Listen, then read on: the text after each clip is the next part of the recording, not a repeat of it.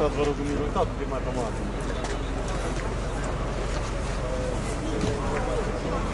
Hello, chai, cafea. Hai cu zahăr? Da, ce sunt cucurile de zahăr?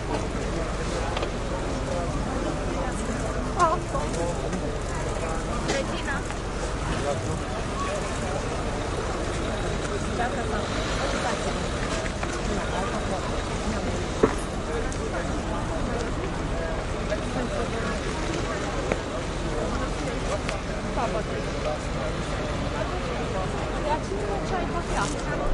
Mirela, Erika, vrei? Domnul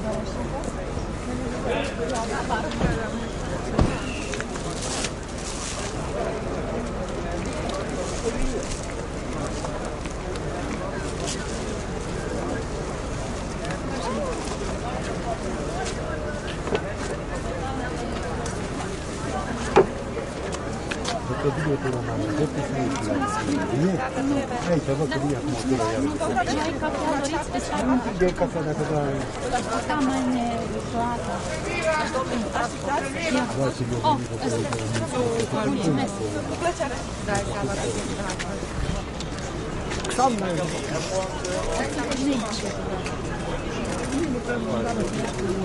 Bine să ne mine afară.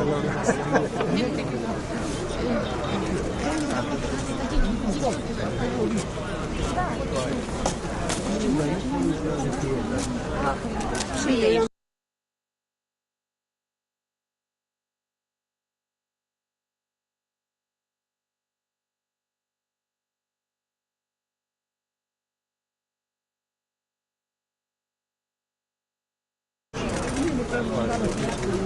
Bine să ne mine afară.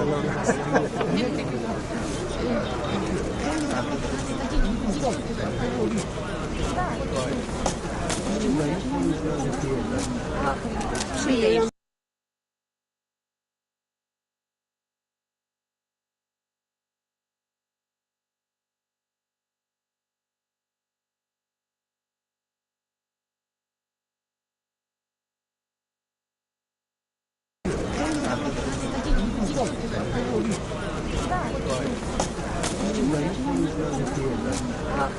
Și ei.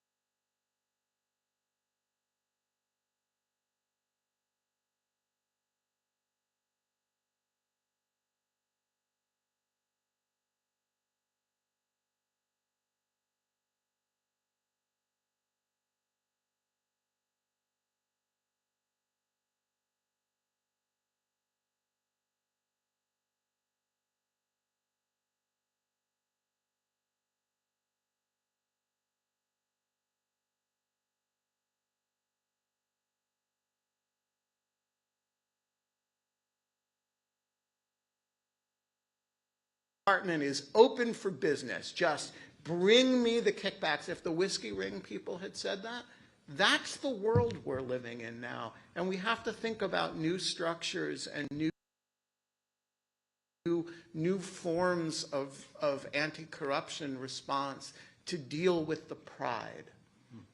Greg, I think you were going to respond.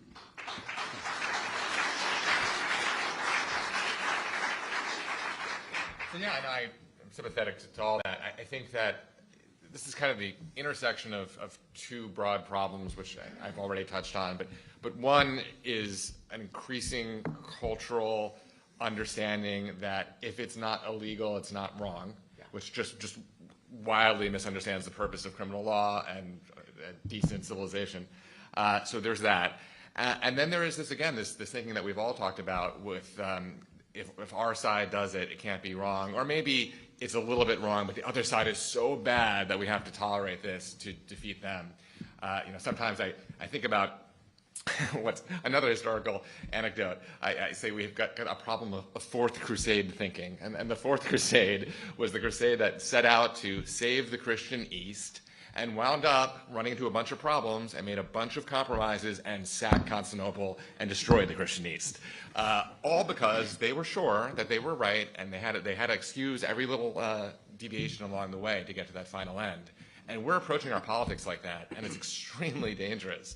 And so when this flows into this problem of corruption and not strictly illegal wrongs, it's really, really toxic. And then just to say, on the stepping away from the kind of toxic, tawdry corruption of the Trump administration, it's a problem, for example, when we had President Obama say, how many times was it that he didn't have the power to legalize illegal aliens with an executive order, that he wasn't a king, couldn't do it a dozen times, 24 times, and then just did it to not any criticism from the left?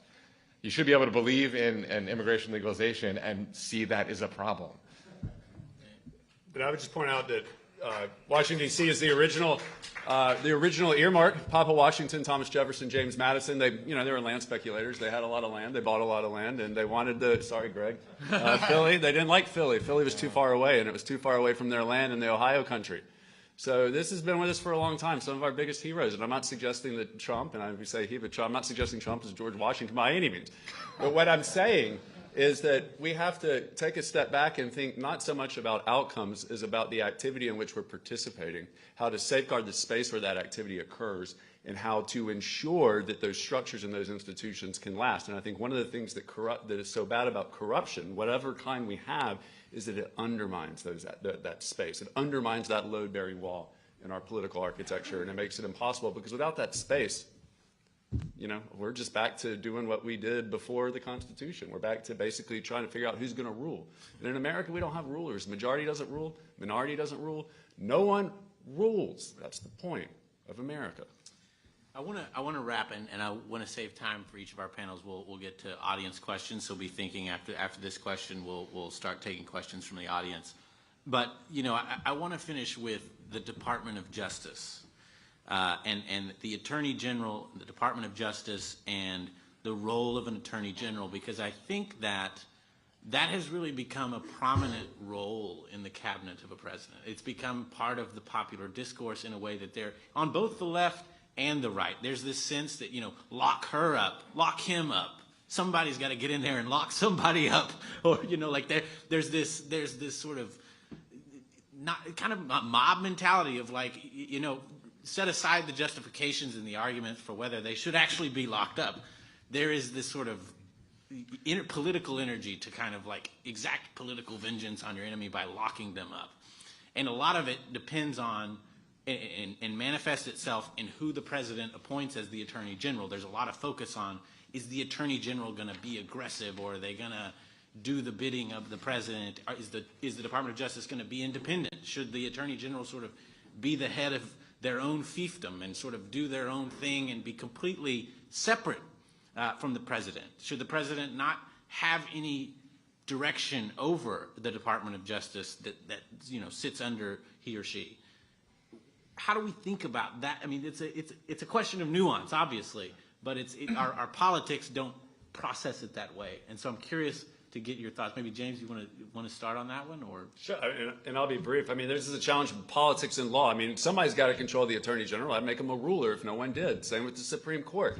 And so the question is, how do we set up a structure that helps to get good people in place and allows for a good back and forth, a good healthy disagreement. And when people overstep their bounds, you get impeached, or you tie your shoes the wrong way, you can impeach somebody. You know, I mean, that's the way we need to think.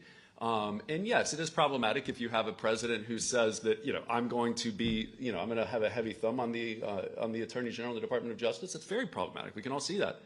It's equally problematic to have a president or a Congress that has no say in the Department of Justice, right? I mean, that's just the other side of the coin. And so I think we need to think about it. Politics and law, I mean, law is something that we make via politics, and ultimately we are sovereign, the people. We have a constitution that we, with our authority as sovereigns, gave power to the government. The government then uses that power to do what we want, and when they don't do something, then we change it. And the idea that somehow now the law is the sovereign, which I think is where we are today. The Supreme Court's the sovereign, they're the rulers, and then the law is the sovereign, and yeah, we can change it, but it's the law. Then I think you get, it's problematic, but on the other, from a different perspective. And there's that healthy medium, and that's why I'm really stressing here, it's an activity. It's not an outcome. It's an activity in which we participate as free citizens. We are all rulers, and we are ruled at the same time.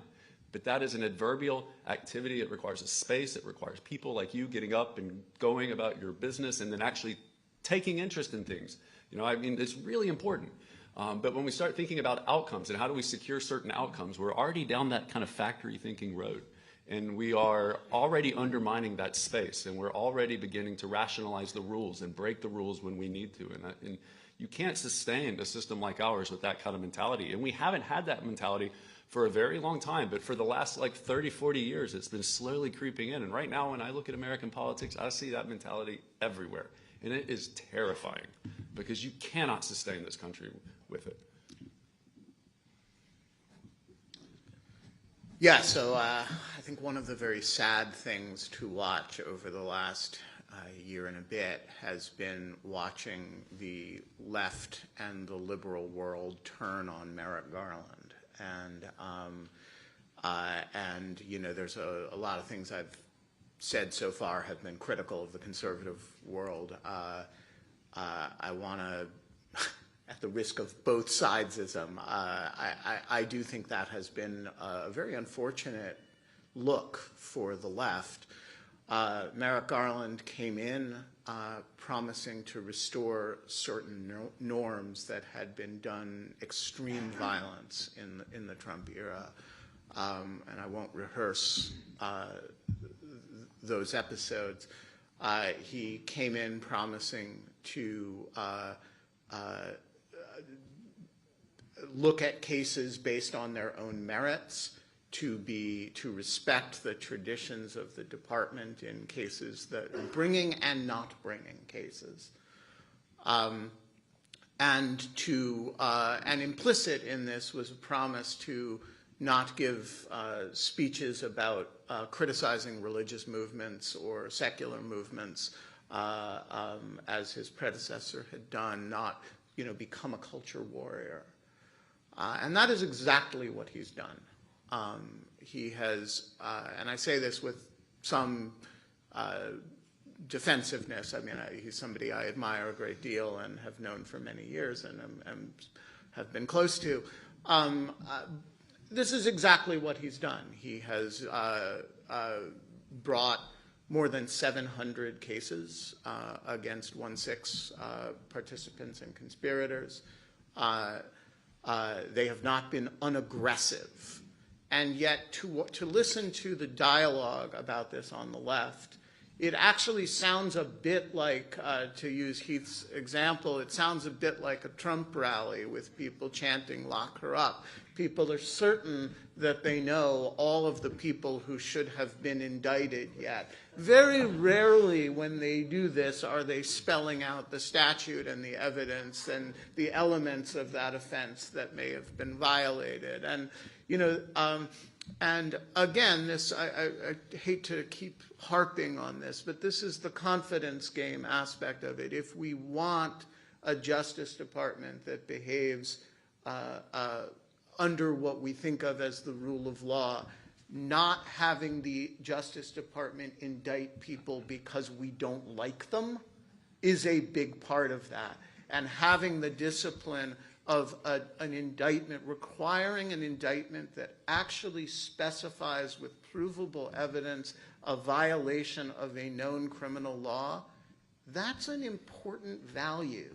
And we have an attorney general who, whatever one's criticisms of the Justice Department and, individual cases that they've brought or not brought, and all of those are, legitimate subjects of discussion, you can agree with or disagree with. It is simply impossible to make the case that he has not, and the Justice Department has not been behaving according to its traditional norms. That is a very important thing that has changed in the last couple years. It has gone almost entirely unnoticed, and to the extent it has been noticed, it has been the subject of villainization on the part of much of the left and center left. And I just think it is worth taking a moment to appreciate, that one of the successes of the Biden administration is a restoration of the way that in a bipartisan fashion, people previously understood that the Justice Department should work. And so, I actually want to give a hat tip to the Attorney General and again say, hey, what does it say about us as a polity that our reaction to that is so frustrated? And I just want to end on a note of optimism as well. And our system can withstand all of this stuff. I mean, this has been with us for a long time. Aaron Burr was prosecuted for insurrection and trying to break away the American West, back then, I guess, Louisiana. And John Marshall, in his opinion, he's like, just stop bringing this case. Like, it's a political vendetta. Thomas Jefferson, the Jeffersonian Republicans, the founders of our great nation that we lionize, were basically going after judges because they didn't like their rulings. In the 1920s, we all know J. Edgar Hoover. Well, we got to start in the Justice Department in the 1920s, the Palmer raids. Attorney General Palmer locking up people we don't agree with. Not only were they rounding up anybody that they suspected to be a communist, they were putting them on boats and shipping them over to Russia. Just get out of here, right? Locking them up, ship them out, right? So this has been with us for a while. I think the difference is, and it will be with us in the future, but the difference is back then we had a respect and a reverence for our political system. And that kind of behavior can't last long in a system like ours. It's when all sides begin to erode that system and say, well, we're going to do what you're doing just the other way because we're for justice and you're not. That's when you hit that kind of slippery slope that I hope we're not on now, but we have to embrace our system and the institutions for it to work. And the only thing we need is just take the fight to Congress, take it to elections, and just have it. That's the important thing. I agree with all that. I mean, and this is a great place to end the discussion on because it pulls together a lot of what we've been talking about. Yes, people talk about an independent Justice Department. You don't want that either. The excessively politicized prosecutor is a problem, but a truly independent prosecutor is terrifying. So we try to combine these two roles. I mean, there has to be political choices made at the Justice Department. If nothing else, how to marshal resources, what to prioritize, or what an administration wants to focus on with the resources of DOJ. But you do not want a Justice Department that is picking enemies, political enemies. And how do we get there? Well, we get there through cultural and societal understanding of principles, of better civics, and then we work that through our system. We have a confirmation process which should put pressure on a president to nominate the type of person who can be trusted with this type of massive power and understand that their obligation is not just to the administration but also to the rule of law and the Constitution, someone who has some prudence about their responsibilities. And then you want a Congress that is empowered to conduct vigorous oversight of the Justice Department, and both parties make the mistake of eviscerating Congress's oversight powers when their guys are in the White House and their gals are at the Justice Department. And we need those tools. And ultimately, we do need the ability to have a resort to impeachment when it's called for. Great. Thank you all for that. Okay, at this point, we will have, I think we will have aisle mics for the next panel. We have mics in the back that we'll hand you. If you have a question, raise your hand, and someone in the aisle will find you. David, you have a question here. We'll start here. Yeah, if you wanted to stand up and. Thank you. David Stratton from Boston. Along Ben's lines that the rule of law works because we as citizens have faith in the system. Sorry, maybe you started. Yeah, there you go.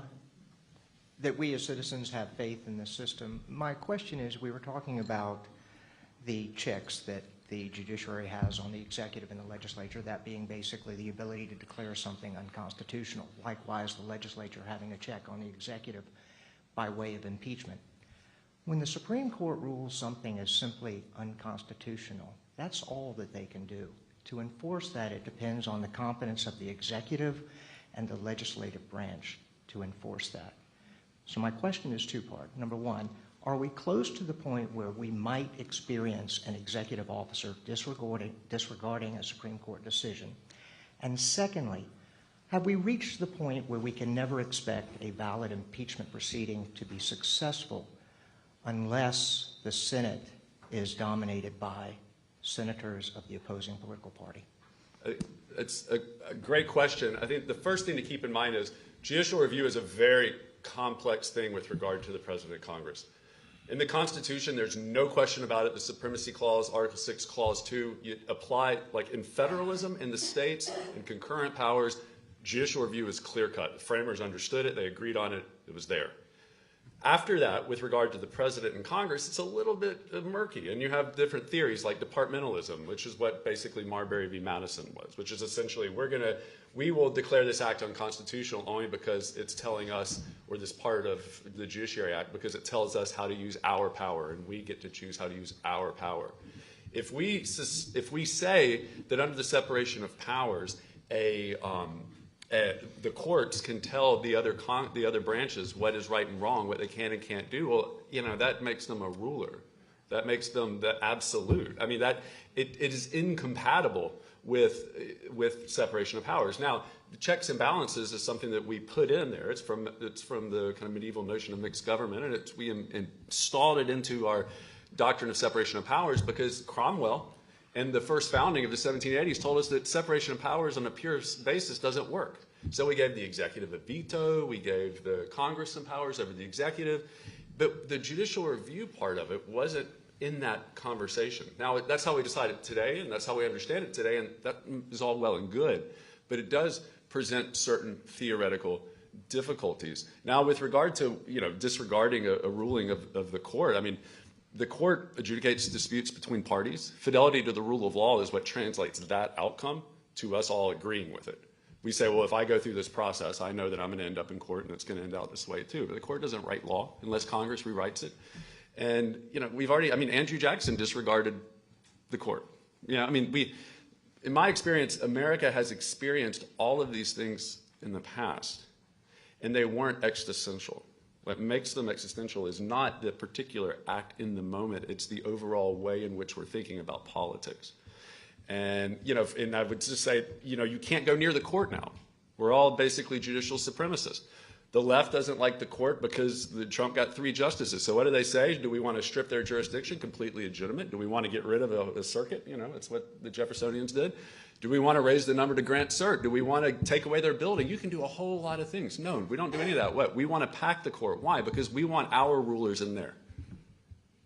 And then I would assume that Republicans are probably the same way, which is you can't restrict the court because the court, that's dangerous. The court, that's politics intervening with law. But what we're saying is, no, that's why amend the Constitution? Why go through all this process? I'll just get my own judges on there and then we're going to rule. But the problem is, as you said, they don't have a lot of power. They're like the weakest of the 3 branches, and they're going to be the first one to go. So why on earth are all sides saying that's the bastion of liberalism or conservatism? That's the bastion of truth and justice, because I guarantee you, if things go south, that bastion's the first one to go. And they have neither force nor will.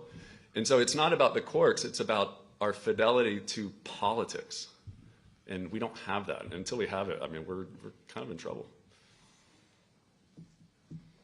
I would just add to that on the second question of whether we can expect the impeachment clause to be a sort of symbolic nullity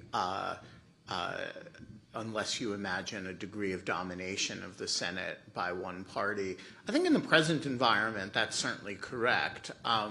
You know, the one caveat I would give to that is that American politics are pretty fluid, and I would not assume that it's one generation ago that Richard Nixon expected to lose a Senate trial and resigned, and I would not expect necessarily that the current moment is of highly partisan polarization is a permanent fixture. And I think, we go through periods which are more and less partisan, and we are in a period of particular partisan ferocity. But I wouldn't expect that would last forever.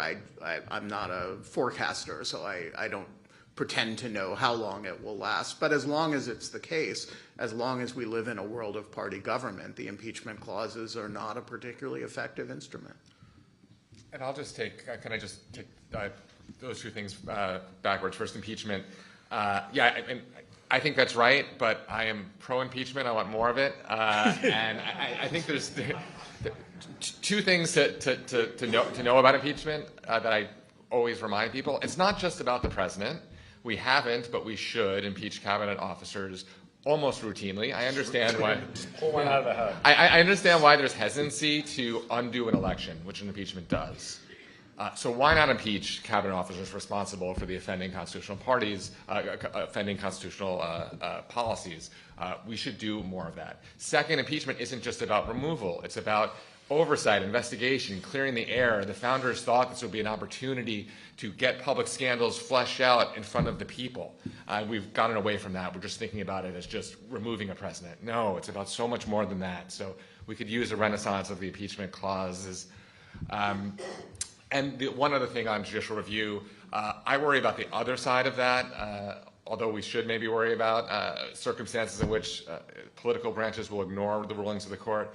I worry that the political branches think that everything's up to the courts these days and do things that they suspect are unconstitutional and just say, we'll see what the courts say about it, which is a tremendous abdication of their role. We have another question, I think. Amanda, you had a question? We've got it. Oh, you got a question. Sorry. Yeah. Oh, great. Thanks. Justin Pitcock from Nacogdoches, Texas. Thank you all for this panel. You did a great job of framing the direct line between corruption and confidence in the system and how corruption undermines that confidence. We're in this room because we want principles to become prominent and we want those principles to become policy. I think Heath touched on an important measure there, which is stock trading. As a recovering investment banker whose trades were scrutinized at 22 years old, or we don't expect the same from our elected officials. So my question is, what policies, what framework would you use to instill trust in the system? And I think stock trading is one, and then the political parties, the way that they're ingrained in our election systems, whether that be gerrymandering, whether that be the primary systems and their hold on that. What are some things that we could put into place to instill that trust again? I'll take a crack at that. And it's an excellent question. And I'd like to refer to the recorded speech that we heard right before this panel. One of the really important things that Liz Cheney is doing is working in a bipartisan fashion to actually make clear that congressional subpoenas mean something. This sounds like an esoteric point, but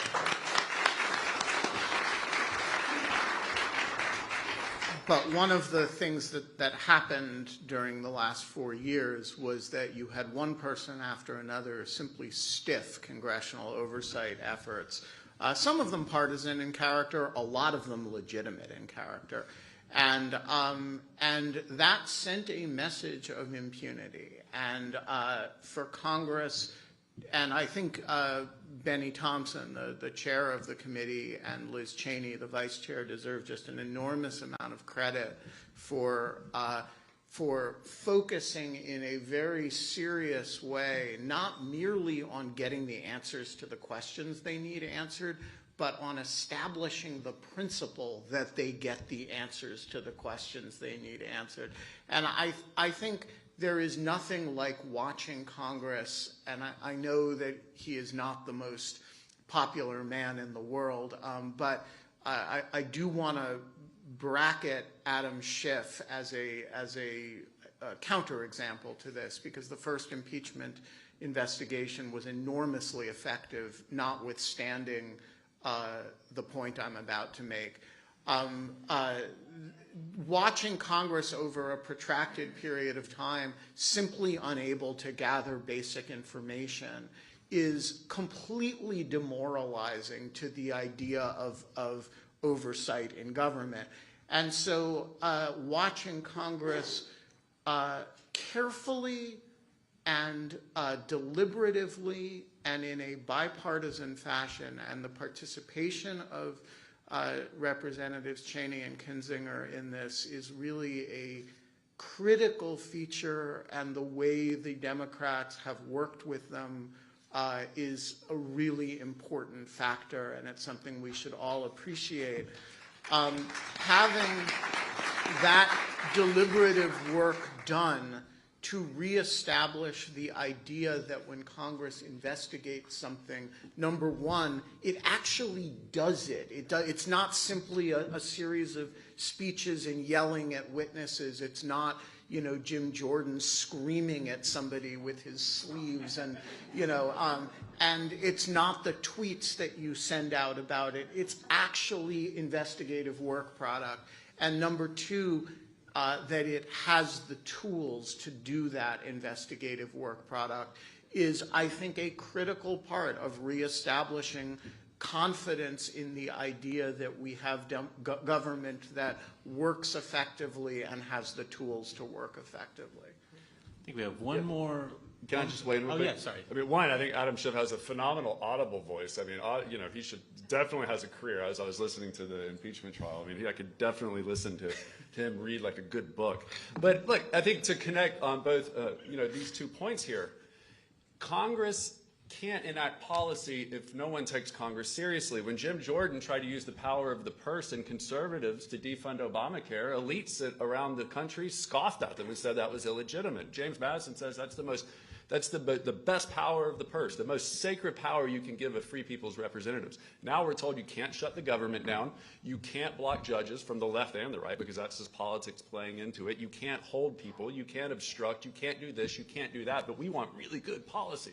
Well, of course people are going to ignore you.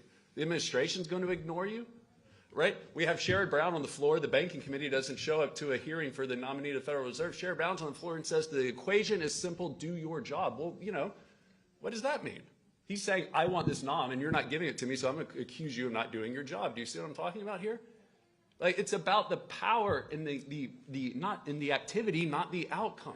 And so if you want more robust rules, then applaud it when somebody stands up and puts a rider on an appropriations bill, even if you disagree with the policy. Applaud it when somebody tries to impeach somebody if you disagree with it. You can still oppose them in the process, but we should applaud the activity, because that activity is the point.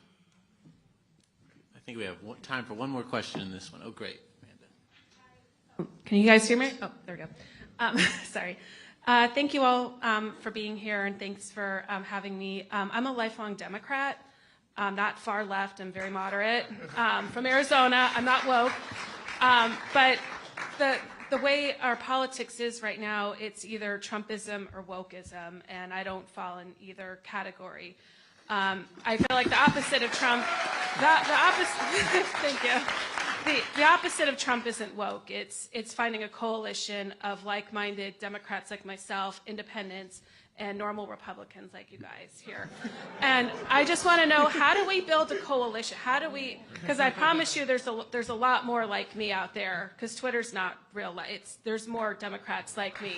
How do we build a coalition where we fight for common sense Republicans like Congresswoman Cheney and Evan McMullin and the Lisa Murkowskis of the world, while also fighting for people like Tim Ryan and Connor Lamb? How do we get the common sense back? Because that's what our country used to be. And I've already donated to Liz Cheney.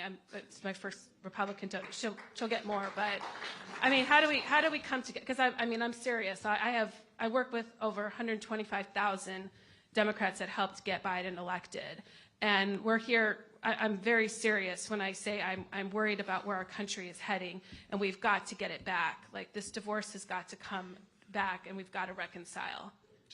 Thanks, man. That's a great question. And there's Get actually involved. I mean, that's it. I mean, you're here. I mean, you're in things like this. I'm from further on the right side, but I even worked with like crazy liberals sometimes too. You have to stop seeing people as this part of this like faceless thing and look at individuals and work with people when you agree with them, and then oppose them when you don't agree with them, but still treat them as individuals and fellow citizens. And you'll be surprised how many opportunities are out there and how many people are right there. Yeah, and I just want to say it's a great question that this is panel one, and I know like that is a question that is on everyone's mind. There's like panels tomorrow that will focus exactly on that question, so we're going to be unpacking that one in other panels. But I think that's exactly right. I mean, you're here. You're welcome, obviously. We're not like branding you a certain label or branding any of us a certain label. I mean, that's the point of this entire thing, is that we're about the principles. And so I just think it's a good it's a great question, but I think this is part of the answer. Everyone in this room right now, no one asked you at the door who you voted for or what party you were a part of. They just said, hey, we're talking about principles today. If you want to be here and show up, let's talk about it, and let's figure out where we want to go from there. I think it's a good start. Any other thoughts? I mean, I would just hope that both parties would look at the data and their own self-interest and realize that neither wokeism or Trumpism wins. And both sides should want to compete for your vote, and both sides should care about building a majority that can govern. And increasingly, they've not been behaving that way. Yeah, I just want to say that, first of all, I'm not a conservative or Republican either, and nobody asked me when they asked me to be on this panel. And shortly before the 2016 election, I wrote a series of essays in which I called for a coalition of all democratic forces, and democratic with a small d, that is. And I think that's what you're talking about. And what I would like to suggest is that the key principle for a coalition of democratic forces is that anything that we don't need to fight about now, we need not to fight about now. And there are any number of issues on which, if you put Greg and me on a panel together, it would be a debate. We have had numerous debate exchanges in various formats over, we've never met in person, I think. And there are a million things we don't agree about, and yet I don't think, he has not said anything here today that gives me a moment's pause, and that's because at some level, for purposes of this conversation, it is not necessary for us to focus on the many things on which we probably disagree, some of which are matters close to our own hearts. There are a million things that, democracy is about prioritization. And it's about, when you decide whether you're in a coalition with somebody, you don't do a giant interview of everything they believe. It is about big themes. And the big theme here is there is a threat to limited self-government by free people domestically and abroad. And sometimes that threat is about military invasion, and sometimes that threat is about corruption, and sometimes that threat is about automaniacal egomania and its attractions to people. But there has to be a place for people of the left, right, and center who who choose to organize their politics around the fundamental right of free people to govern themselves, to make that the thing that they come together around, rather than how they feel about marginal tax rates or abortion or gay marriage or, you know, any of 30,000 other issues that we used to think divided us. Thanks. Well, that's, I want to keep us on track, but give all of our panelists a round of applause. Thank you.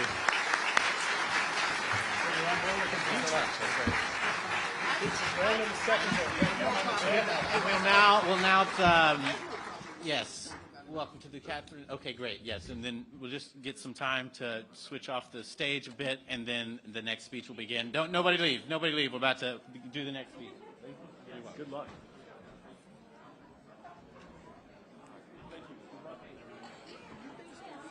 No, I'm here now.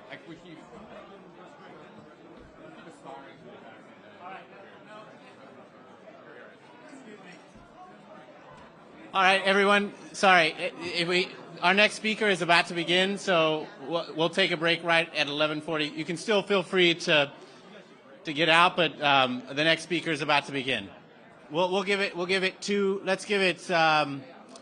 10:40. We'll start at 10:40.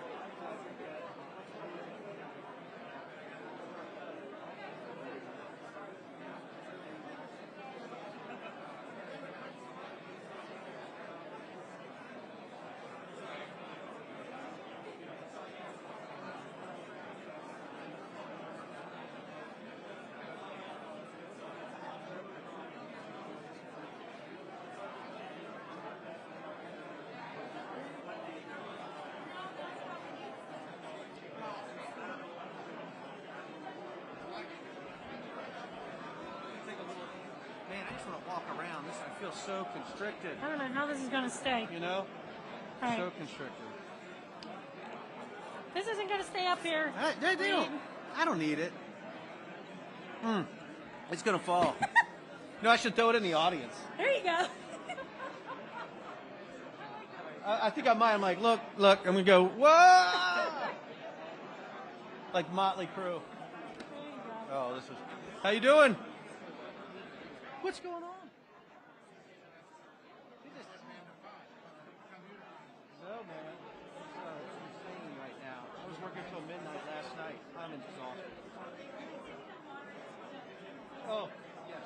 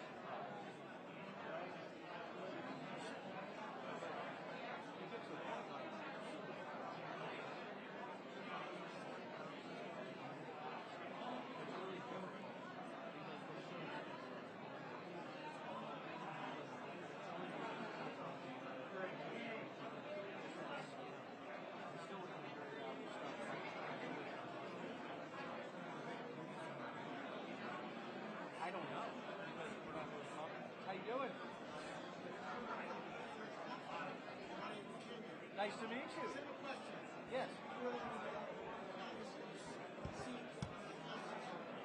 don't know if I've ever been.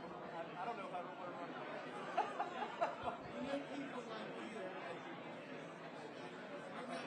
Yeah, I will.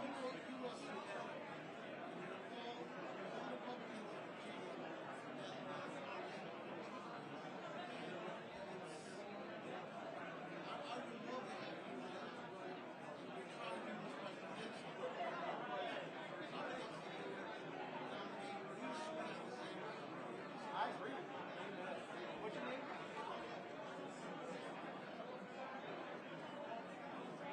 Oh my goodness, thank you. God. Thank you. Thank you.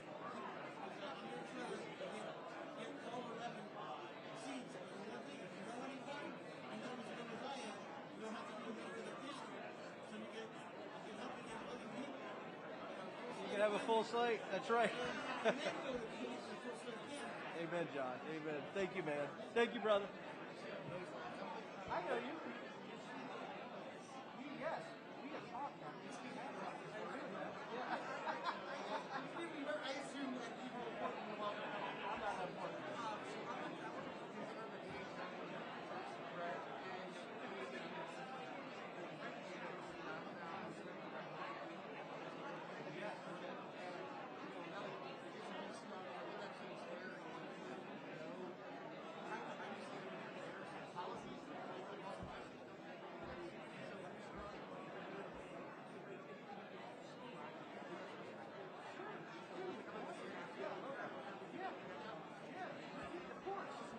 Of course, Max. Yeah. All right, buddy, I'm going to start rounding them up here at 10:40 right now, and then I'll get you introduced. Oh, this should be good. This should be good. All right. Thank you, man. Oh, wherever you want to be. All right. Folks, we're going to get started here in about 1 minute, so if you could please take your seats, and we'll get on with the next speaker.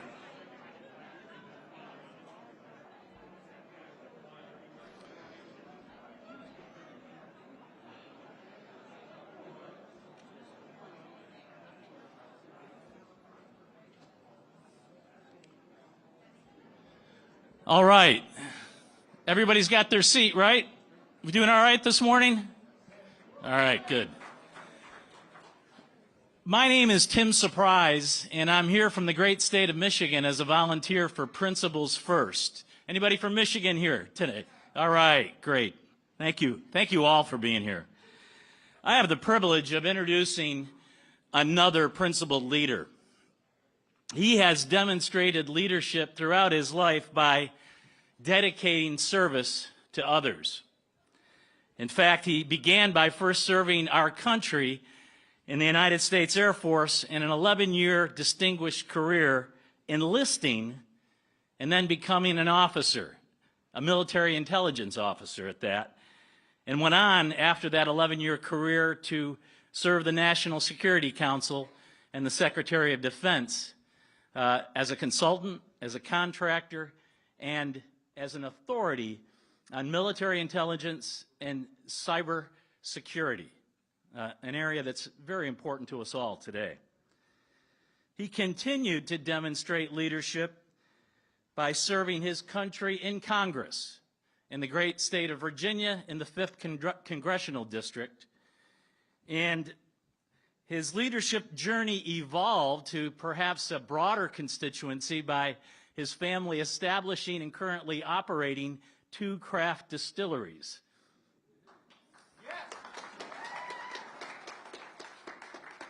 I'll let him do a shameless plug at the end for those 2 distilleries. But perhaps, and I believe this to be true, but perhaps his greatest commitment and the demonstration of his leadership is best illuminated in his current role. And that current role is as a senior staffer and an important member of the United States House Select Committee on the attack on January 5th at our Capitol. Ladies and gentlemen, please join me in welcoming former U.S. Representative Denver Riggleman.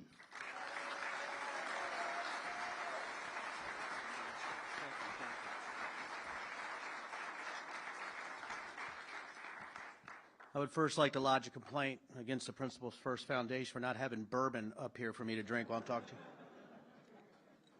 I mean, what kind of organization is this? It's great to see everybody. First, I don't know if Officer Dunn's in here, but I want to give everybody a round of applause. Officer Harry Dunn in the back there.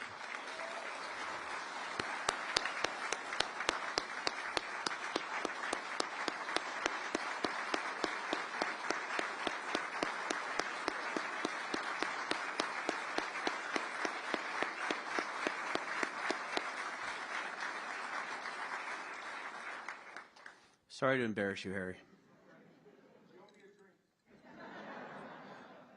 I can actually get it out the back door tax-free, my brother. You know what I'm saying? It's really great to be here. Also, I want to, I'm sure we have a lot of veterans here. So can I see who's Army in here? Everybody Army in here? Army, oh, my goodness. Anybody Navy in here? Oh, my gosh. Anybody Marine Corps? You understood that sentence. Is there anybody that is actually... What did I miss? I have Army, Marine Corps, Coast Guard. Coast Guard? Was that Army, Coast Guard, Marines, Navies, Air Force? Oh, yeah, I'm Air Force. Yeah, Air Force. Right. I just want to tell everybody as Air Force, for the other services, I'll talk very slowly and use small words so you understand what I'm about to say. That was good. So I'm here today to talk about, honestly, disinformation, but I want to just give my background really quick. I did work in the National Security Agency. There's somebody here right now who's sitting in the front row who understands that I'm an operator, not somebody who really knows ones and zeros, and she was laughing when they said I was a cyber expert. I know you were, Elaine. But when it comes to operations, I've done it for about 2 decades. It started back when I was enlisted. I got to put the first GPS transmitters on C-140 Starlifters. Wow, that's cool, right? After that, I did Operation Provide Promise. I did Operation Support Hope. And then somehow they thought I was barely smart enough to go to college, right? So I got into the University of Virginia. Is there any Wahoos here? Any Wahoos? Hell yeah. So anyway, so I got into the University of Virginia, did okay. I graduated and became an Air Force intelligence officer, right? So, and then after that, it got really crazy because they thought, again, I was just sort of barely smart enough to do some things. So they read me into 300 special access programs that was actually merging tactical and strategic data using air platforms like the F-15s, F-16s, right, and the B-1 bombers, but also NSA data. And that really opened up my eyes to how you merge data and look at data and how you use data to go kill bad guys or to go after bad guys. So it was a hell of a time for me to grow up in, was to learn how individuals use language, dots, and data, right, to influence a battle space. Pretty freaking cool, right? I never thought in a million years that I would be sitting talking to you about what's happened to me in a micro level, how I get attacked. By the way, I've asked a lot of questions. Who here believes in Bigfoot? Anybody? Anybody? I'm so sorry. And I would ask anyone here not to look at Google Images for Bigfoot erotica and Denver Riggleman. I am #1 on Google Images for Bigfoot erotica, if anybody knows that story. I am. I mean, I'm very proud of that. I think, by the way, there was an 8,000% increase in searches on Bigfoot erotica on Pornhub after that actually came out on Twitter. Can you believe? They called it the Riggleman bump. Yeah, it's true. It's true.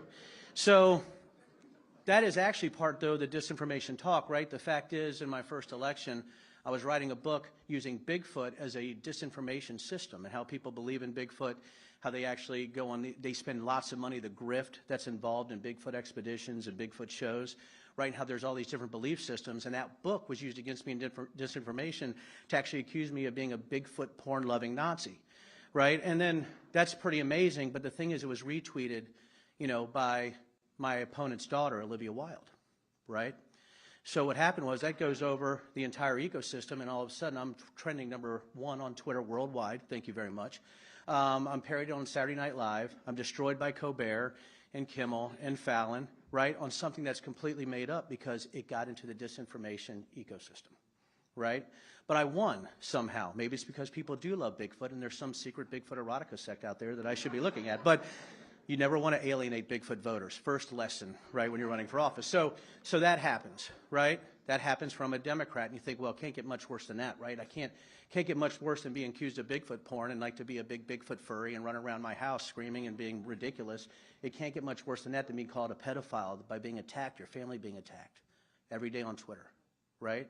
Or people using that today, Or when I was running, putting up signs with me as an ogre, which they should have probably got a picture of me beforehand, you know what I mean? But, you know, putting up pictures of me as an ogre all the way around Charlottesville, Virginia, right? Or putting a Nazi swastika on my forehead. That's pretty scary stuff, but I won. I didn't think 2 years later that I'd also be accused of being a pedophile.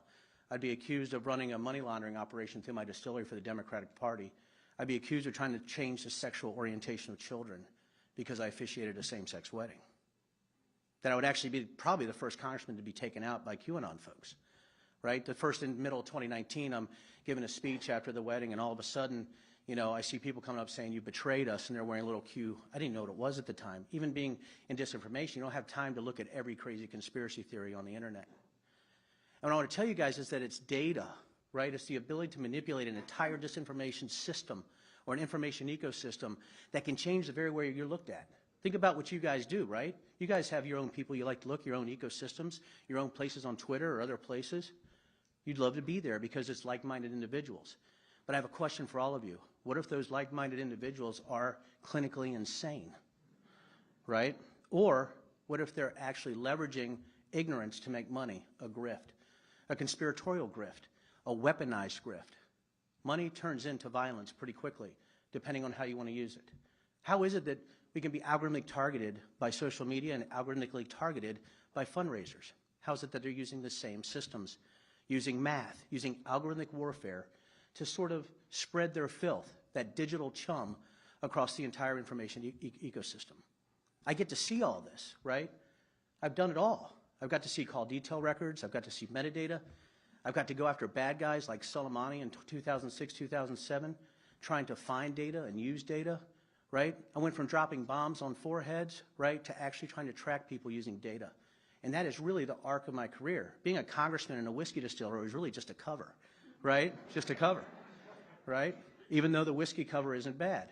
And once again, why the hell is it not bourbon up here? I just don't understand. So when you see this, we have this ability now where all of us have to fight. And I do make my points rather quickly, right? Because I want you guys to understand that information is the driver of the 21st century. And I don't know if anybody here is a Hunter Thompson fan, right? At all? Anybody? Hunter Thompson fan, right? Right? I just want to say this right now. The data is the 1 million pound shit hammer of the 21st century. However you want to send it or manipulate it or deal with it, there is no way we can get away from data. There's no way we can get away from social media. There's no way we can get around what we're seeing now in Ukraine. Think about the effectiveness in the home country of Putin. And listen, this was not in my original remarks. Ukraine wasn't going to be in my remarks, right, a few weeks ago when it comes to this. When we're talking about Ukraine, you're talking about Putin saying it's about the denazification of the Ukraine. Well, that's frankly untrue. It's false. But if you go on certain social media sites, you can see Ukrainian pictures, right? People that are posting about it in maybe a coordinated way with maybe Ukrainian people standing there with a Nazi flag. You don't know if it's photoshopped or real. It even could be real, but everybody has their segments of the population that are nuts. Look at the far-right MAGA movement, right? So that's what we're dealing with. So as I'm sitting up here talking to you today, my thought is, what do we do about it? I don't really blame all these individuals or sort of these influencers for taking advantage of a system that's so easy to manipulate. The system is a problem. Yeah. Do I think there's certain individuals that do things or say things to radicalize individuals? Absolutely. I get to see the data for January 6th, and I wish I could tell you about it. Because if I did, you would be more shocked than you can imagine. Because it's in the ones and zeros. It's right there. It doesn't matter about language anymore. It really doesn't. We can say anything. If you think about how people use disinformation or how they influence you, everything's disjointed. It's almost like they want to hit you in the amygdala, right? It's this amygdala storm of things that don't make sense from one day to the next. If you think about January 6th, obviously it was Antifa that did it, right, everybody? It was a false flag, right? What did Matt Gaetz say? They had artificial intelligence facial recognition that showed there were Antifa members that are actually there. Yeah, that is horseshit. That's not, it's just horseshit.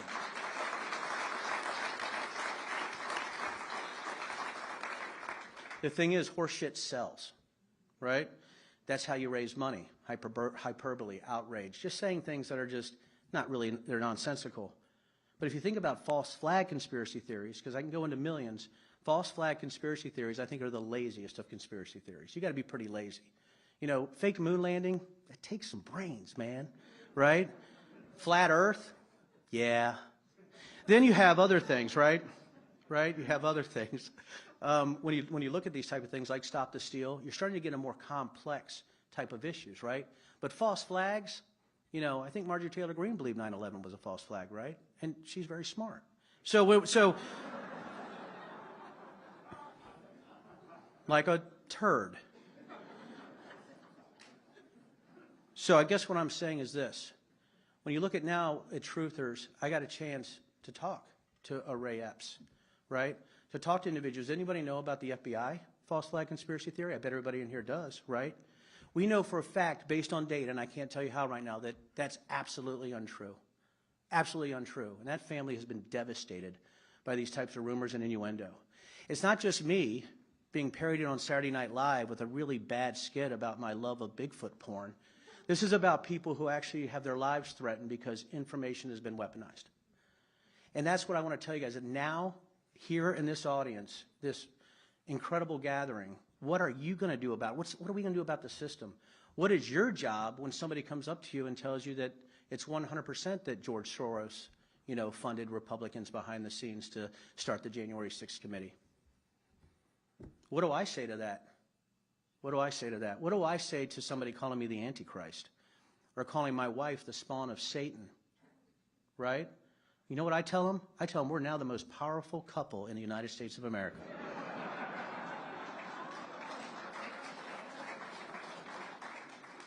You want to see miracles. You have to sort of hit it with humor, facts, and data. A lot of people said, well, Denver, you can't get angry at these people. Yeah, I guess I can. Because when you get hit from multiple sides enough times, my micro problem becomes a macro problem to everybody else. Because I have a bet. I bet out here somebody has accused you of something that you know is wrong, but somehow they have proof through some other means that you did what you know you didn't do. But no matter what, you can't get over the hump because you can't control the ecosystem because their bullies are bigger than you. If we don't come together and fight digital bullies and physical bullies, we are doomed as a country. We have to fight.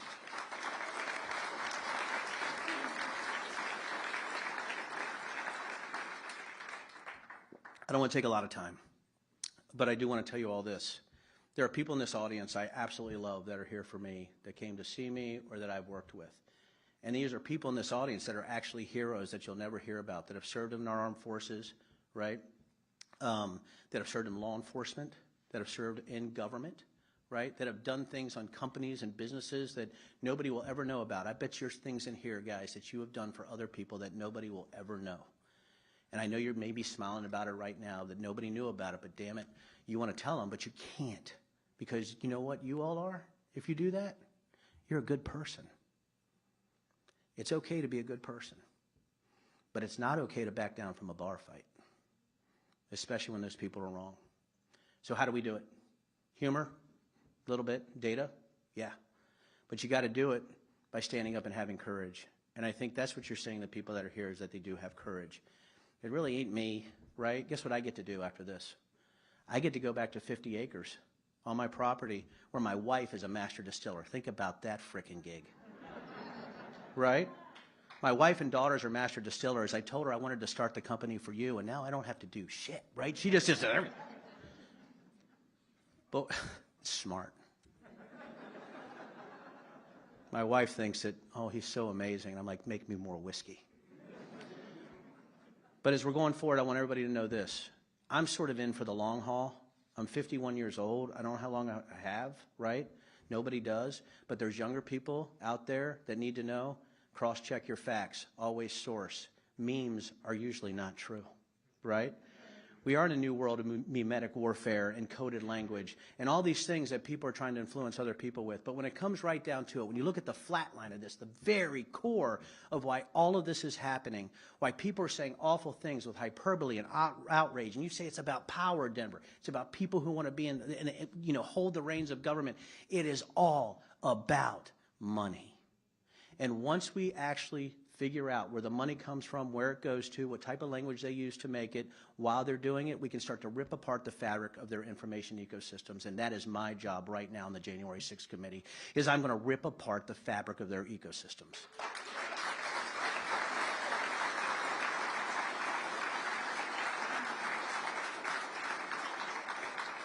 So, I think I took my 10 to 15 minutes. I don't even know how long I talked because I don't know. Thank you. I appreciate it. You know, you heard the individuals up here. You saw Liz at the beginning.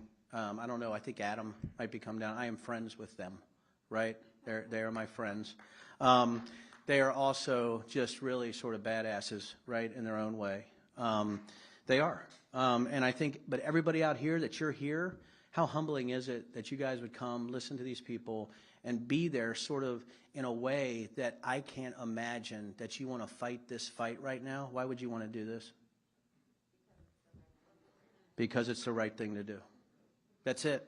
There's no other reason to do it. No other reason. I'll just end with this. When I officiated a same-sex wedding, I told my wife, I said, it's going to be over in 2 weeks. It'll blow over. I can't imagine this will go any further than that, which tells you guys that maybe I shouldn't be an intelligence officer. But anyway, so I said, there's no way, right? Marines, don't laugh at me, damn it. Don't laugh at me. You know that, you know, we were sitting there at the front, and I'm all proud, like, you know, I'm pretty cool, man. I'm officiating a wedding. I'm not even going to use a script because I'm that awesome. And she's like, you know, you're really not, honey. But let me tell you this. She goes, you are... I'm so proud of you. She goes, you're one of the most amazing men I've ever met. True, true. And she goes, and what you're doing is fantastic, but you need to prepare yourself for something. I'm like, what? You know, the adulation of the crowds? You know? She goes, yeah, you're going to have the shortest political career in Virginia history. I think you just need to know that right now. And I think, she goes, and I'm so proud of you because of that, is that you need to make decisions on what's right. I had somebody tell me you're just an awful politician, right? You're just freaking awful. Yep. Yeah, I sort of am. Because I had somebody tell me, said, Denver, you should have waited to do the gay wedding till the second or third term when you had more power in the committees. Can you imagine picking on what's doing right about a bunch of mouth breathers who want to tell you how to vote and what to do? There is no damn way you should ever do that. You do what's right at the time. And yes, I just said mouth breathers for all you guys out there. So I want to thank everybody. I'm just humbled. I'm not going to take everybody's time. I know you probably all have to go to the bathroom. And that's very important. But I want to end with this. I'm just going to keep going on the data front and see what I can do to help the country, right? And what I ask everybody is just to help all of us, but let me help you too. I have a lot of love for everybody in the crowd, and it's not a weird kind of love, so don't worry. I'm not going to call you afterwards. But I want to tell everybody that everybody here, that we got to support each other. I'm going to go away eventually. We're all going to go away. But if we don't have the ability to deal in a country where policy is based on facts and not on fantasy, we are frickin' doomed. And with that, I end, and thank you all very much.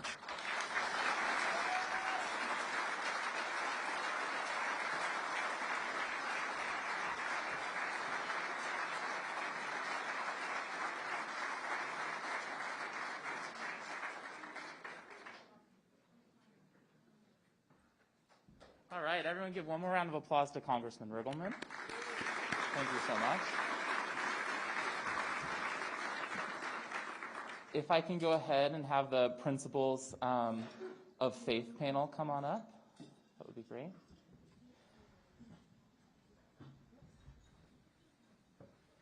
Hi, everyone. My name is Reed Howard, and I'm on the planning committee for the Principles First Summit.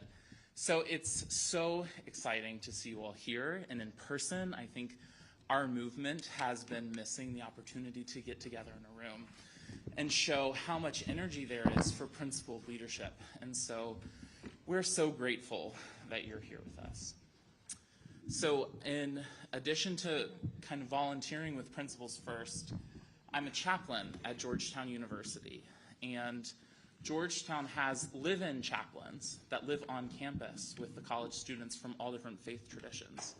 And so it's been a tremendous privilege to have faith-based conversations with students of all different religions about meaning and how to build a good life. I'm also the Director of Communications at our Institute of Politics at Georgetown University. And so I'm really looking forward to this conversation about principles in the pulpit and the future of faith in America. I want to start, just to kind of set the stage for our discussion today, by saying that our founders knew that democracy requires virtue and that self-governance was always one generation away from extinction. A generation or two later, President Lincoln's Secretary of State, William Seward, said there is always just enough virtue in this republic to save it, sometimes none to spare, but still enough to meet the emergency. And I feel like that is very accurate for this moment as well. So we're in an era in which moral leadership is needed to rebuild trust in democracy and our frayed social contract. The task of moral reparation requires thoughtful leaders who possess the integrity, courage, and imagination to lead this change. That's why I'm so excited for our panel's discussion today. I'm going to briefly introduce each of our panelists and then turn it over to them for opening remarks. So Peter Weiner is a senior fellow at the Ethics and Public Policy Center. He's a contributing opinion writer for the New York Times and a contributing editor for the Atlantic magazine. Mr. Weiner served in the Reagan, George H.W. Bush, and George W. Bush administrations. Elizabeth Newman served as the Deputy Chief of Staff to Secretary Kelly, an Assistant Secretary for Counterterrorism and Threat Prevention at the Department of Homeland Security under the Trump administration.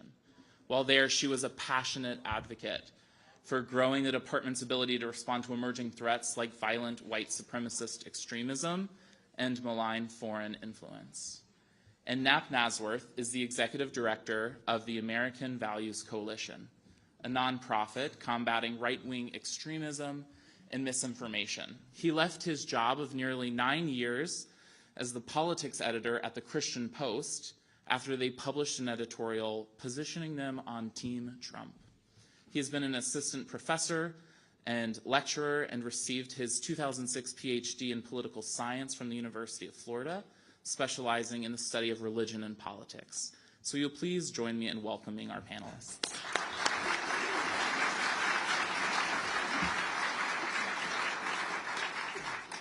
Elizabeth, we'll start with you. Thank you so much for being here today. Thanks for having me. I want to start out with like a little acknowledgement that I appreciate that there are probably lots of faith traditions in this room. And when we get to the Q&A and talk about faith more broadly, I certainly will strive to represent that. That said, I want to share a little bit about my faith background and get a little personal, because I think that it's just easier to be transparent about that, to see how that has informed some of the points I want to bring to your attention today. So I was raised an evangelical Christian. My parents were Christian, their parents were Christian. My mom was going to K. Arthur Bible studies when she was pregnant with me. If anybody knows what that is, that's a really in-depth Bible study. I went to a Christian school. Despite some rebellious periods in my teens and early 20s, I never doubted my faith. I do pinpoint 2007, when I not only saw Jesus as my Savior, but he was also my Lord, and I submitted to him. And right after that transition point, spent a lot of time diving into the Bible, doing in-depth Bible studies, going on mission trips, being very involved in my faith community. So, despite all of that, on election night 2012, I was utterly devastated. Like, not my team lost, not I put a lot of hard work into the campaign. I actually hadn't. I wasn't living in D.C. at the time. But I thought my world was coming to an end. I had believed the political narratives that the country as we knew it would never be the same if Obama was elected for a second term. I had believed narratives that I'd heard from pulpits that we would not be allowed to worship freely, that pastors in our lifetime were going to end up in jail for just preaching the Bible. When my family and I moved to Dallas in 2015, we started attending a church which indirectly began to challenge some of those conservative political teachings that I thought came from Scripture. And that kind of started a journey for my husband and me. We were wrestling with the realization that what we were reading in Scripture didn't actually match our political stances and our policies. So when I think about this theme of principles in the pulpit, it's very personal to me. Over the past 4 or 5 years, especially the last 2 years, we've lost friends and had family relationships strained, families relationships that were grounded in Scripture. So I'd like to offer some humble suggestions based on my own journey. And I kind of boil these down to suggestions for political movements like this group, suggestions for pastors and church leaders, and suggestions for Christians. So for political movements, please do not make the same mistakes that the GOP did.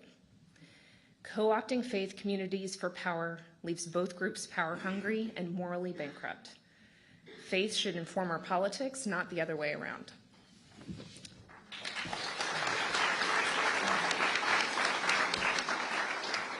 For pastors, I esteem your very important role. Please get out of politics.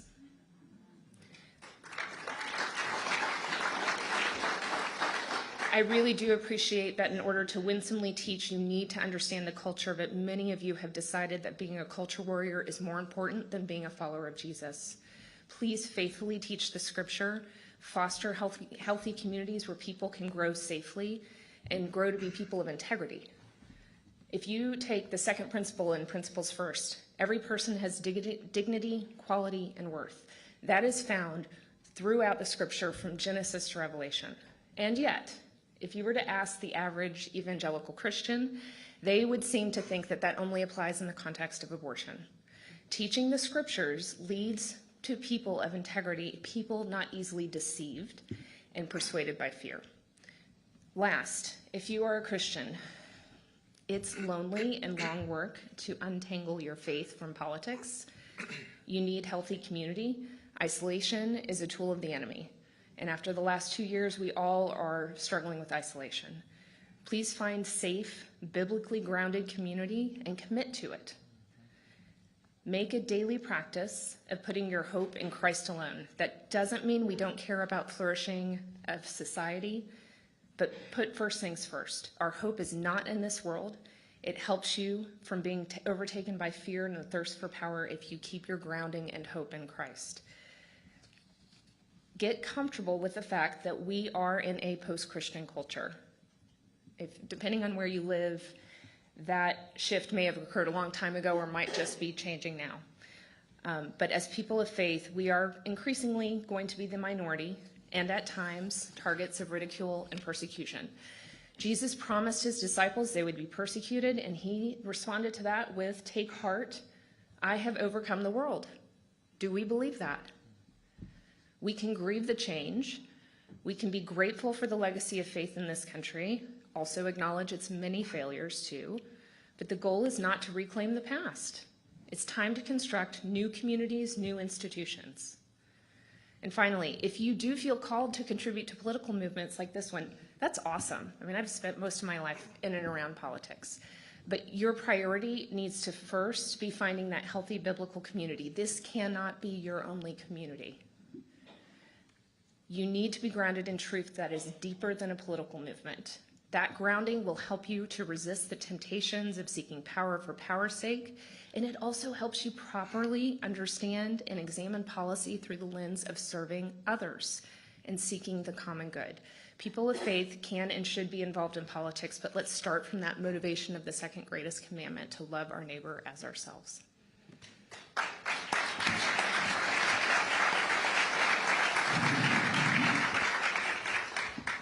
Thanks, Elizabeth. So my personal background, I'm an evangelical Christian and lifelong conservative, and before Trump, I was a Republican my whole life. And one of the things when I was thinking about this faith and politics panel, I began thinking about how much what's taking place, what we're discussing this weekend at Principles First, how much these debates, how these divisions within conservatism overlap with things that are taking place within churches in America today. And oftentimes what's happening in churches and what's happening in the conservative movement today. They influence each other. They overlap in lots of ways. So I'll just for one example, there was the Me Too movement that highlighted a lot of sexual abuse, reaction in part to the election of Trump, but also Hollywood and lots of other places where this was taking place. After the Me Too movement, that was followed closely by the Church Too movement. And the Church Too movement highlighted sexual abuse within churches. And so that's just one example about how these things were influencing each other. Another example would be debates today over critical race theory. There's a church element that's taking place at the same time that there's a politics element that's taking place. So what I found over the past 5 years or so, that I've seen lots of politicians, Republicans, who I once admired, as well as theologians and Christian leaders who I once admired, they don't have the integrity that I thought they had. And I've seen what has been revealed to us in the last 4 or 5 years is, broadly speaking, an abuse of power. You see the abuse of power within churches, and you see it among politicians as well. And again, these are influencing each other. So what we're trying to do at the American Values Coalition is, we're deeply concerned about the degree to which people like me, Christians, conservatives, are being misled and being radicalized by right-wing media sources today. In some cases, the pastors are the problem and are doing the misleading. But more often than not, the pastors in churches across the country today, that the division that's being caused by right-wing media sources is impacting their congregations. It's dividing the people in their flock, and they're deeply concerned about it, and they're not sure, they're struggling with what to do about this. If I could just get an idea from the audience today, how many of you personally know a friend or a family member who believes conspiracy theories or misinformation about vaccines or misinformation about the election? Oh my gosh, that's almost everyone. Yeah. So so what we want to do at the American Values Coalition is we want to bring those people back to reality. But the way that we're going to have to do that is through you. It's because you're the people who know them. You and people like you who know these people, because really what it's going to take is relationships. It's going to take loving that person. It's going to take empathy. It's going to take time. It's going to take a lot of energy and resources in order to reach these people who are no longer based in reality because of right-wing media sources. And honestly, one of the biggest problems today, biggest sources of misinformation, is Tucker Carlson, because of the size of his audience. And I want to say that in particular because I know that Fox Nation is live streaming this. Hi, Fox Nation. Yeah. So. And Fox Nation, they have a Tucker Carlson special on that website that completely misleads people about what happened on January 6th. And it's radicalizing people. I'm really concerned about what's going to happen because of the misinformation that's taking place on places like Fox Nation, right? So, this has become a serious problem. We need to figure out what to do about it, but we need to, reach the people that are being radicalized in these sorts of ways. One last point I wanted to make about Principles First. I remember, I think maybe it was 3 years ago, that Heath Mayo came down to one of our Principles First meetings in Austin, Texas, and we were talking about we're still trying to develop the principles that we came up with for Principles First, right? And I remember one of them that we talked about was what eventually became Principle 2. Every person has dignity, quality, and worth, right? So, and correct me if I'm wrong for anyone who's there, but I think it was pretty much universal that needs to be like one of the core principles. And, we ended up putting it as the second principle. So a lot of what you see on the MAGA right today is just such a complete violation of that principle. Because what you see, they are not treating immigrants and refugees as people with dignity and worth, right?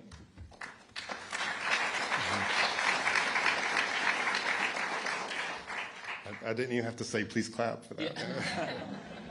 Yeah. So and also on racism is such a problem on the MAGA right today. I'm all for big tents and having a diversity of viewpoints and so forth, but if you find yourself in coalition with white supremacists, it's time to leave that coalition, right?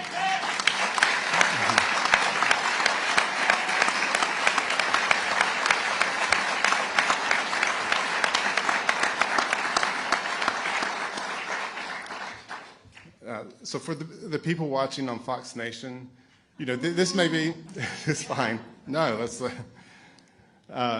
this may be the first time you're hearing about us, right? Maybe you didn't know, there's another conservatism out there, right? That's different than what's taking place at CPAC. And maybe you're sort of having doubts about what's happening within the world of conservatism today. Please, I just want you to know that you have a home here, right? With American Values Coalition, with Principles First, join us, help us. Thank you.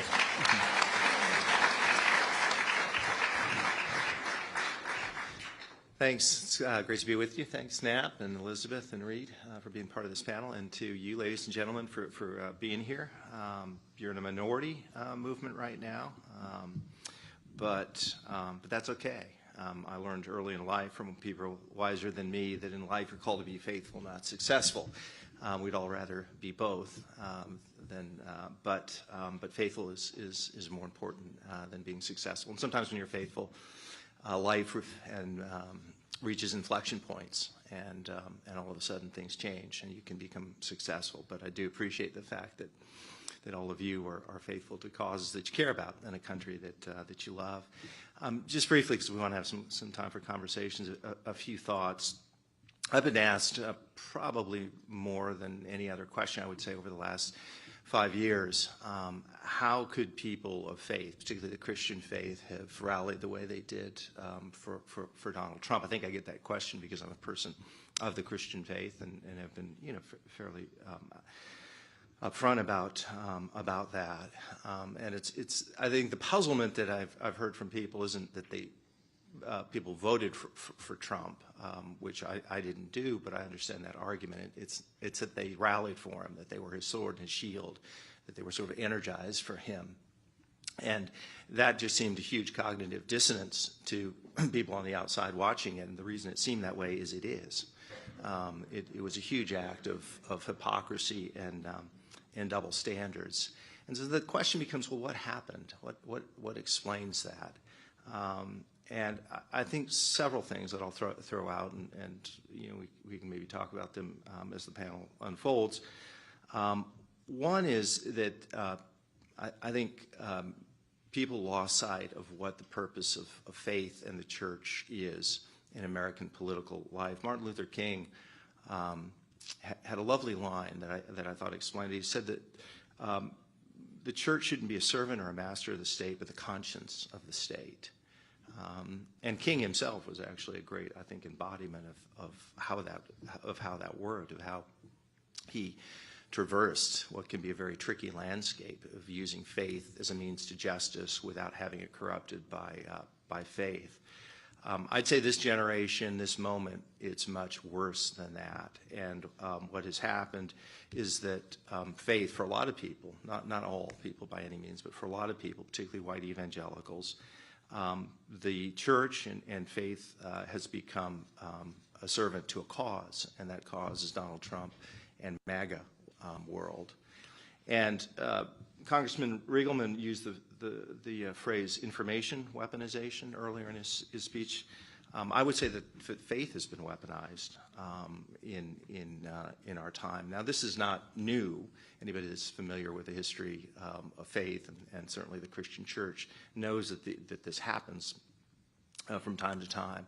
But we can't answer for history. We can't answer for the here and the now and for who we are and for our moment. And there's no question in my mind that faith has become a kind of club, something that's weaponized to beat up other people and to beat them up if they're on the other side, as long as they're not on your side.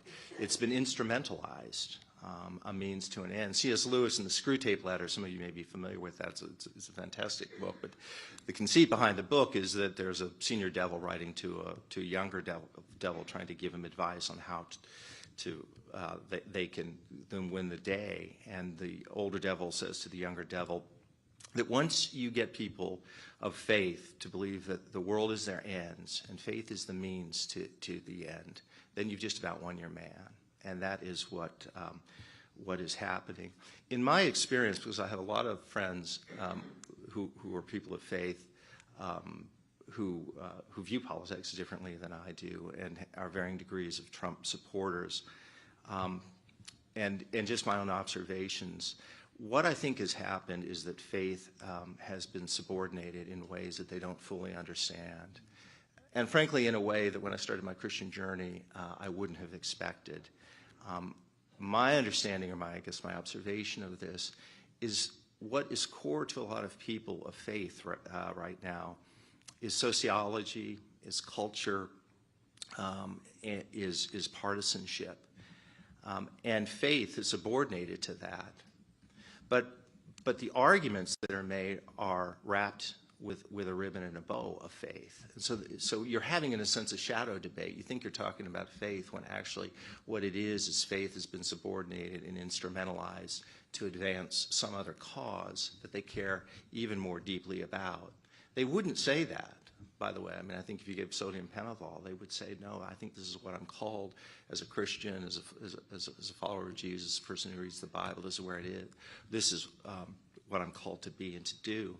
This should be a warning for all of us. We're all susceptible to this. Confirmation bias, motivated reasoning. We all think that we come at these things at the right angle of vision, and the people who disagree with us are the ones who are off.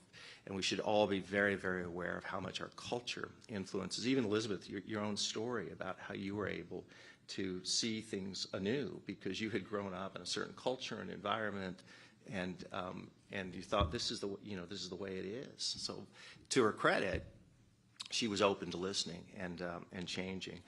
In terms of understanding what's going on, I'd say there are several things. Here, I want to be fair to the people with whom I disagree with. So, if I were to say, what is it that's driving the people in the faith community that have ended up in a place very different than mine? One is, I think there is an extraordinary fear, really an existential fear of this moment. They believe that we're, 2 minutes or 30 seconds from midnight, that the left is all powerful, all malicious, all malevolent. They want to destroy you and your children and your country, and they're on the edge of doing it. And this thing is being repeated all the time in this echo chamber. When you get into that mindset, when you're seized by existential fear, there's an awful lot you will tolerate on your side if you think that your side is going to fight off these attacks that are going to destroy you and your country. I think that those fears are often dramatically overstated, not always invented out of whole cloth. There are real concerns, but I think they're dramatically overstated. And I think there are people who, for financial reasons, they just make a lot of money by fanning these fans of fear. The second thing is, in my experience, it's a sense of grievances, deep grievances and resentments, the feeling that they've been mocked and ridiculed by the elite culture for decades, and they're just sick and tired of it. And so when Donald Trump came along, they thought, he's a nasty piece of work, and he's vicious, but he's bringing a gun to a knife fight, and I want somebody to do that because I'm sick and tired about how I've been treated. So that's the second thing. And the third is one I alluded to, which is a sort of core identity that people are bringing into this faith experience. You know, if you're a person in the South, I was born in Dallas, you know that there are pockets in the South. There's a kind of Southern cultural identity, an honor and shame culture. And if you can take that honor and shame culture and envelop it with faith, it can turn you into a pretty problematic direction. I'm very fond of the South. There are a lot of people, obviously, who are faithful Christians, but there are regions of the country that have culture. There are culture is shaped in all sorts of different ways, and so I think there is a kind of core identity, and that's why, by the way, if you're having a discussion with people on an issue sometimes, and you think, why is this a particularly intense debate over some issue that we may disagree with? Often the answer is that it's a shadow debate, that those issues are actually attached to some core identity. And when people feel like, and when we feel like our core identity is under attack, that elicits in us a very strong response. So it's always worth keeping in mind when you have dialogue or discussions or debate with people and it seems particularly intense, just to keep in mind that often these people feel like they're under attack, or that we feel like we're under attack, and you have to approach that. What to do about it? I'm just going to take 2 minutes here. I would say that the first thing to do is really the most obvious thing as a person of faith, which is I think a lot of us have wandered away from our first love, and our hearts haven't been transformed. I've come to believe now, as I've gotten older in my journey in the Christian faith, that if you get religious institutions without transformed hearts, you don't get a lot, and often you get something worse than you would have had otherwise, because these kind of institutions can become instruments of power and oppression as well. The other thing is, in my experience, and I was thinking about this with, I think this sounds like it happened with Elizabeth, which is, in the end, you know, how does this change? I put an awful lot of weight on relationships, the importance of the integrity of relationships. The one thing you have found, or if you're young, you will find, is that you're not going to change somebody's opinion on deeply held opinions by marshaling an array of facts and trying to overwhelm them, or trying to make them feel shamed by their positions, or if you think that, well, my position isn't being heard, so I'm going to increase the volume, as if, you know, yelling at them is going to turn. That's not how it works.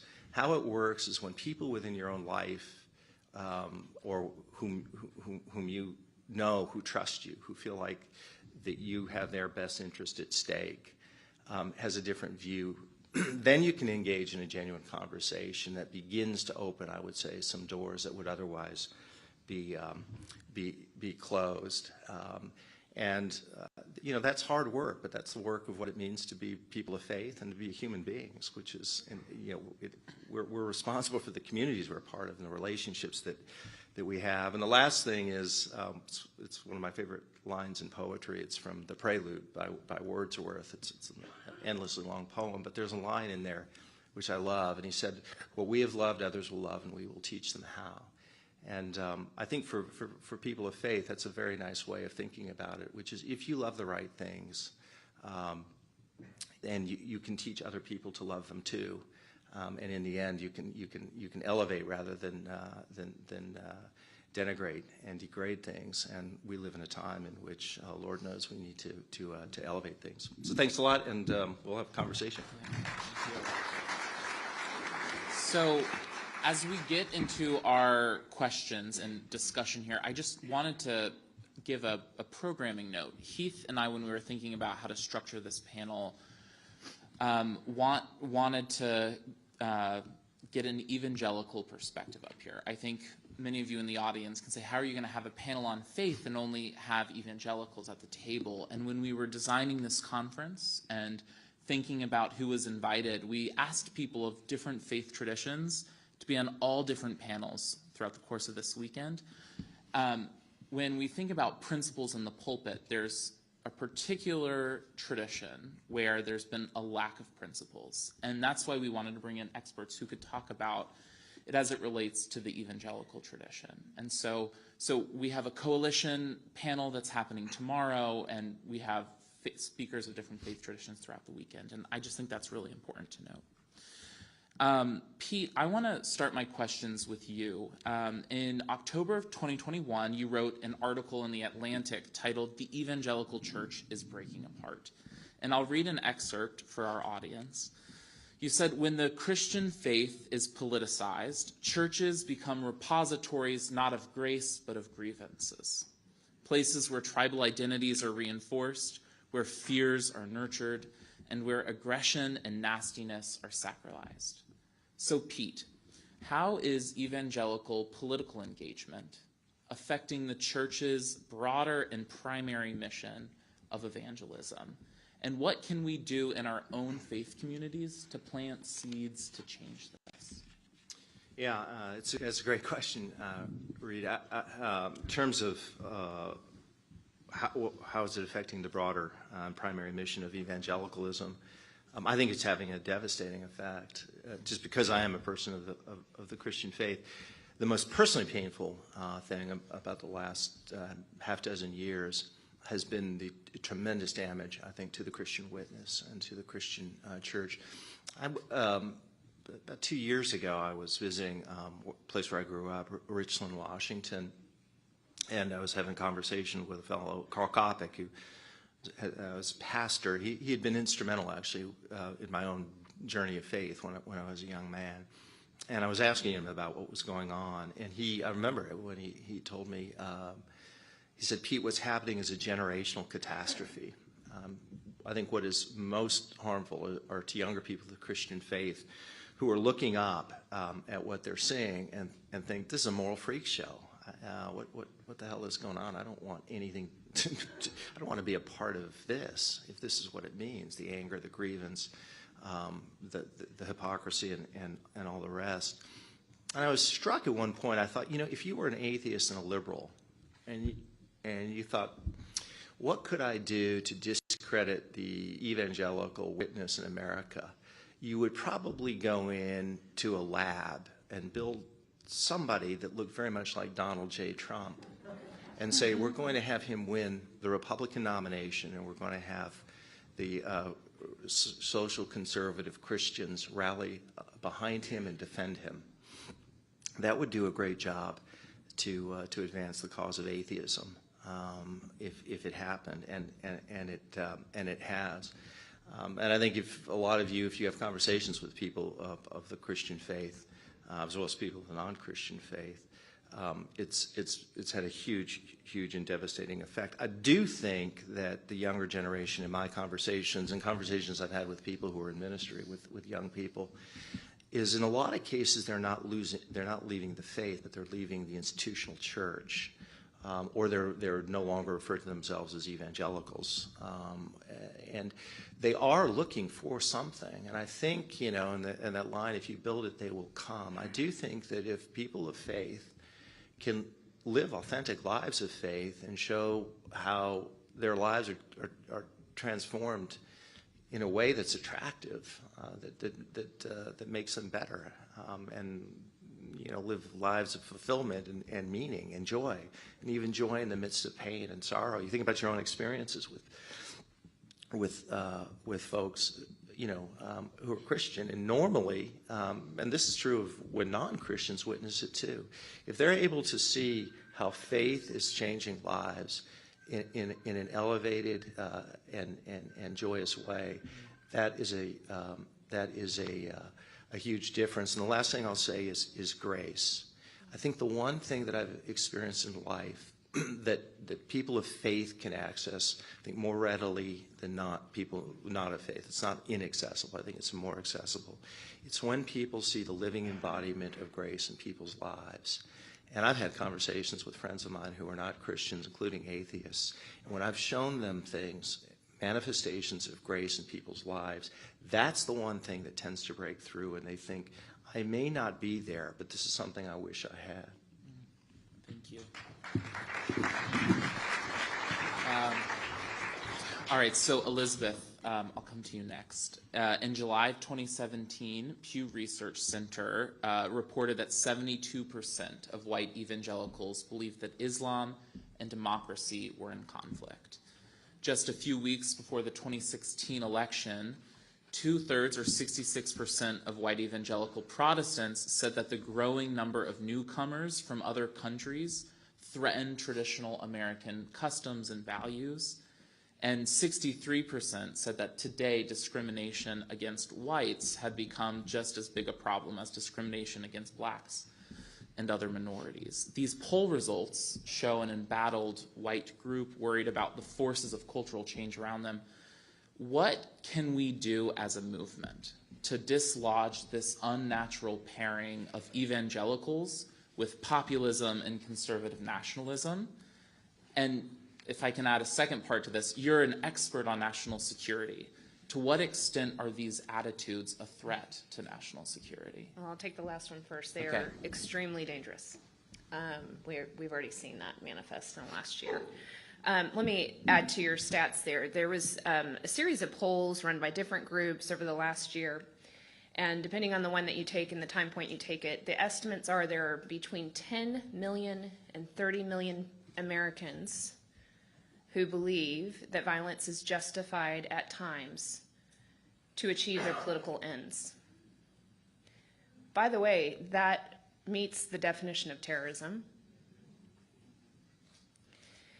There are 18,000 law enforcement agencies in this country. There are 800,000 sworn law enforcement officers.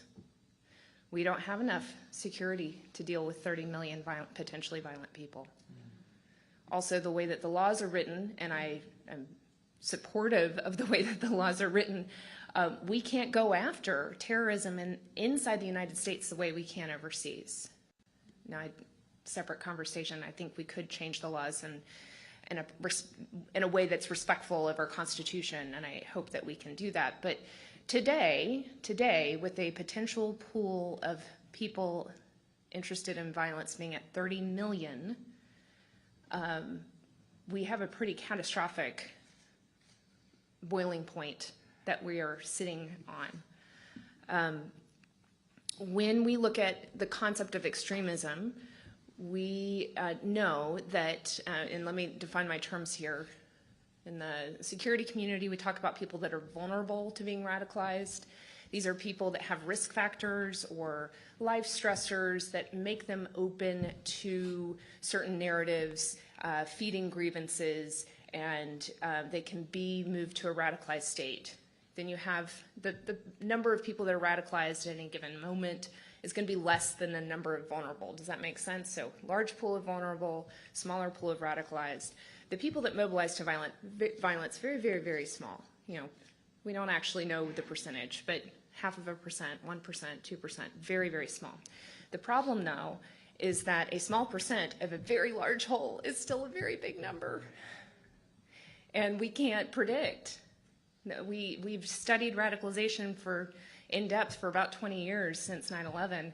We still don't have a good handle on who's going to be that one person that today is the day that they go mobilize. Mobilization and the movement to violence is happening faster.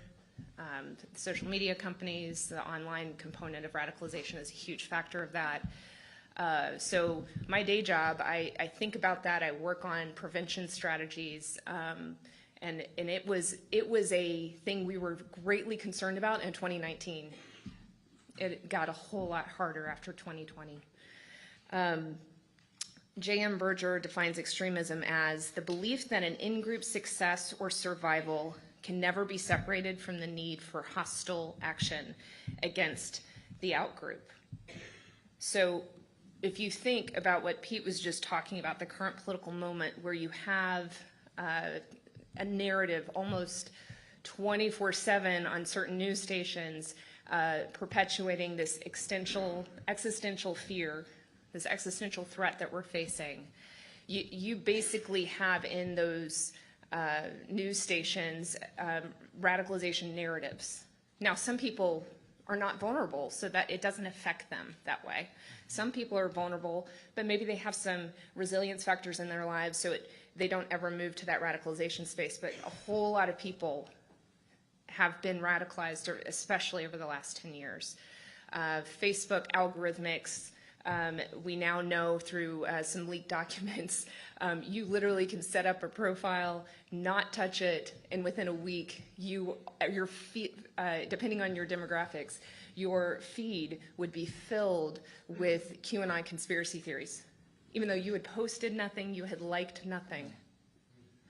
The algorithms are predisposed to feed you the conspiracies. So you got to think about the vulnerable. Like, they have no chance.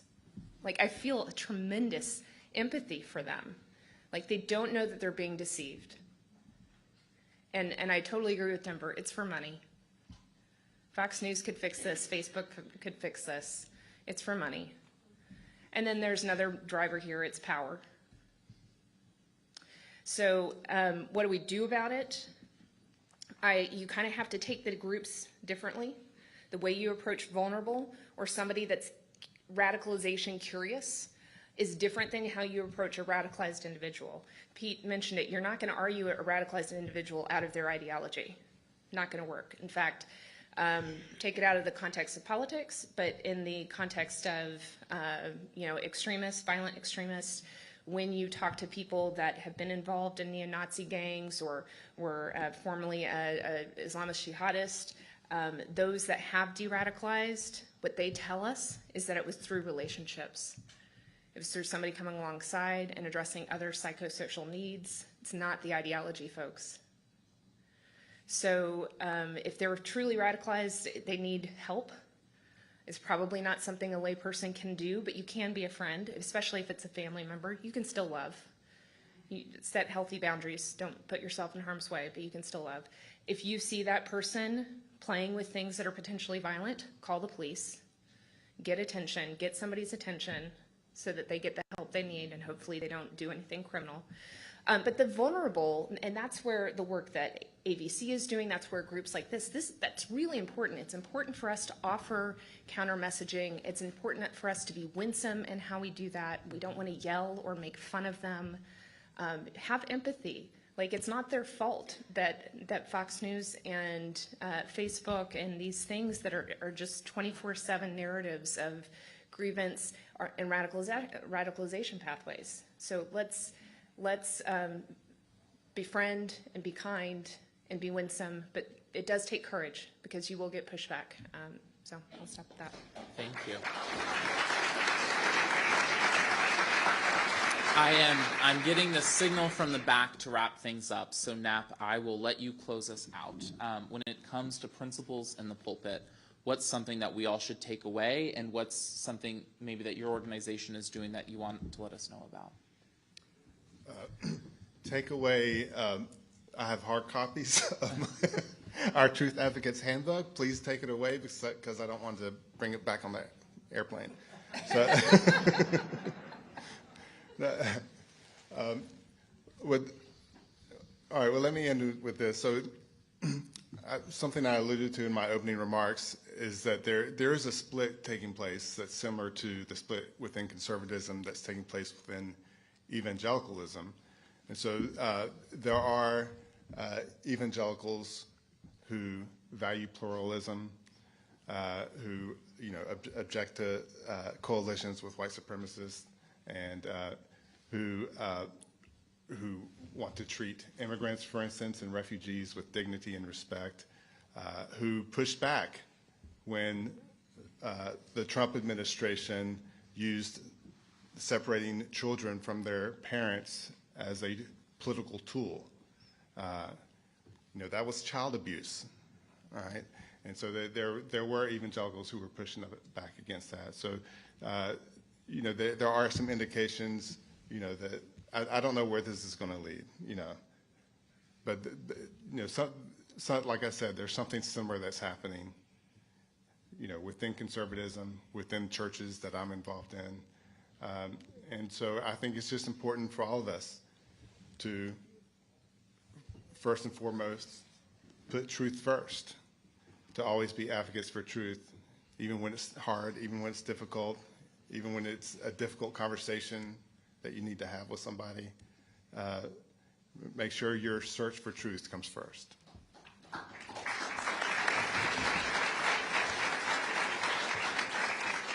All right, thank you so much for being here, and thank you all for being here.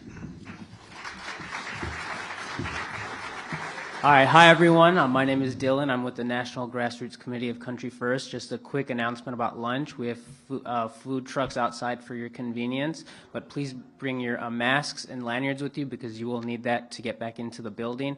And also the National Press Club does not allow you to bring outside food back in the building, so just a heads up. And we will be reconvening here back at 12:45, so please be back at 12:45 p.m. Thank you so much.